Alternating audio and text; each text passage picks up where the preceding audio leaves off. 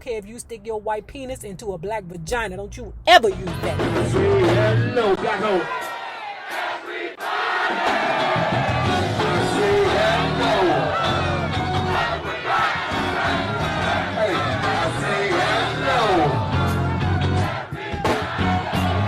See this brother winning, man.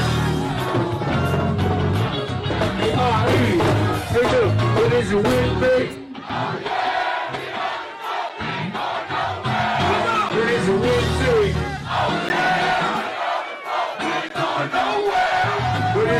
Hello, buds. Hello there, buds.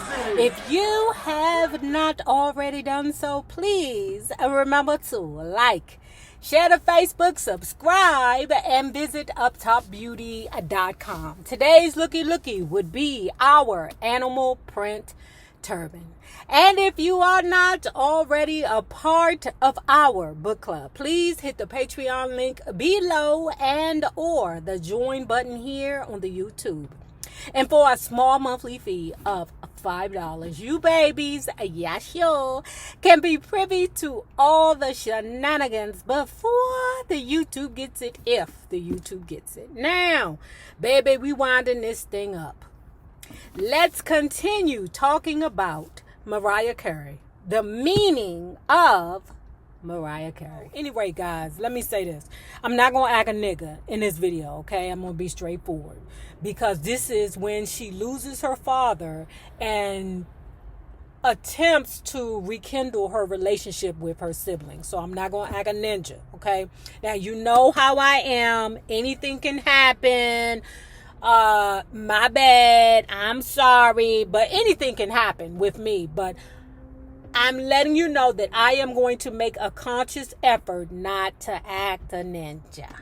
Throughout the years, my father kept on living an orderly and disciplined life. He had honorably steady work as an engineer. He stayed in shape. He hiked and climbed mountains. He ate well and avoided sweets. He drank very little alcohol. He didn't smoke cigarettes. Before I was born, he gave up all his vices in one day. And that was it. Alfred Roy was not a man of indulgences. That's why when I received the news that he had become ill while I was recording Charm Bracelet in Capri, I was shocked.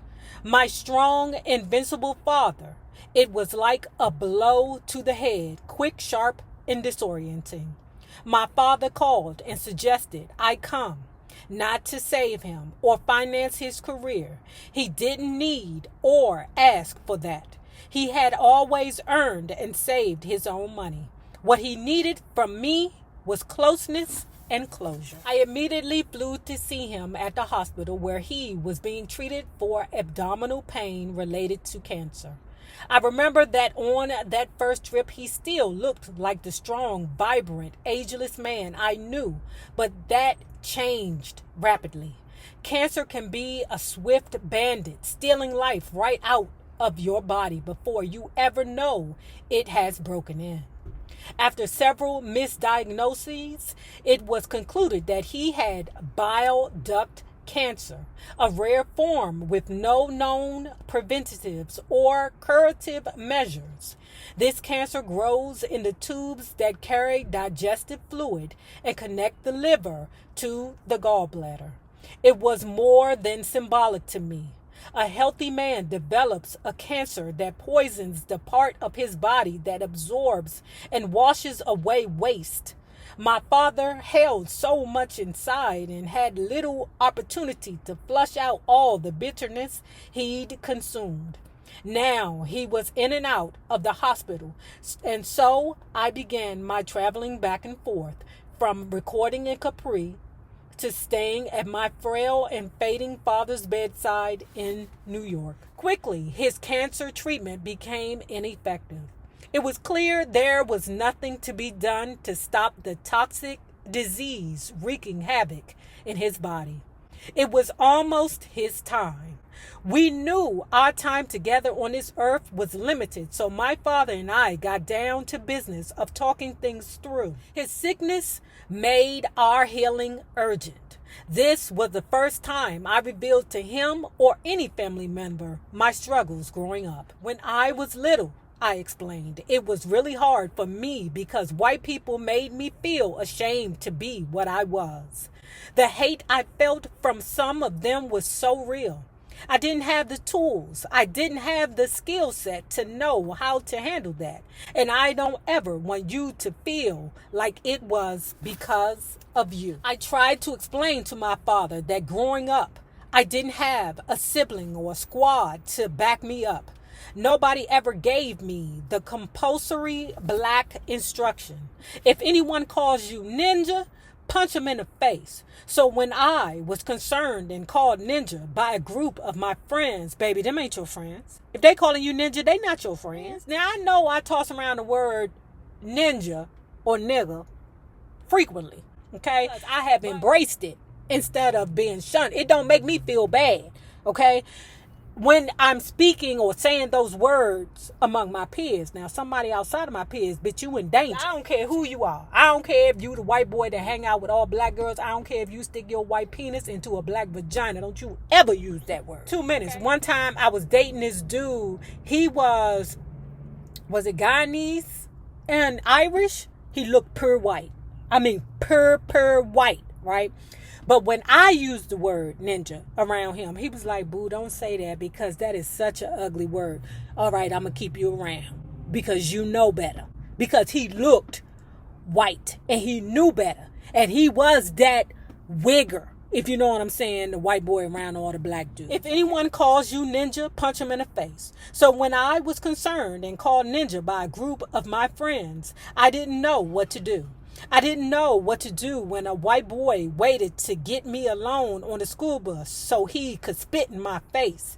I didn't know why no parents ever intervened. I didn't know that I couldn't trust parents either because of how they looked at me. And I couldn't go to the teachers as some of them were problematic too. Bottom line, I didn't know who to trust, which is a battle I am still waging. My father did not want to perish in a hospital. We had to rush to get him to his girlfriend Jean's house so he could live out his final days in a familiar and comfortable environment. My nephew Sean was there to support me and help me prepare. We went to his house to gather some personal effects. I was struck by the gray dinginess of my father's place. It wasn't a mess, but it was a distinct departure from the lined up, spit-shined quality I associated with him. I guess it's hard to keep up such a high standard of orderliness as you get older and weaker. His dying wish was that my ex-sister, Allison, and I would speak again. He didn't know the depths of the hell we'd been through. He didn't know there were ashes where a fragile sisterhood had once stood. Yet, for a limited time, we were able to be in the same room for him. Perhaps it was made possible by the distraction of the constant traffic of doctors and other family members. Out of respect for my father, people kept their drama tucked in. The only time things came close to tension was when my ex-brother Morgan came to the hospital. Our father refused to see him. The pain they triggered in and caused each other in this life was too dense to unpack. Even at the end, our father had grown weak and visibly smaller by this point. And as their issues were primarily about power, strength, and masculinity, I believe our father didn't want to be seen by Morgan in such a state of vulnerability. Father and son could not find peace on this earth, but perhaps God the Father can do it for them one day. Push pulled me in immediately. It's one of the first books that upon finishing, I turned right back to the first page and read it again.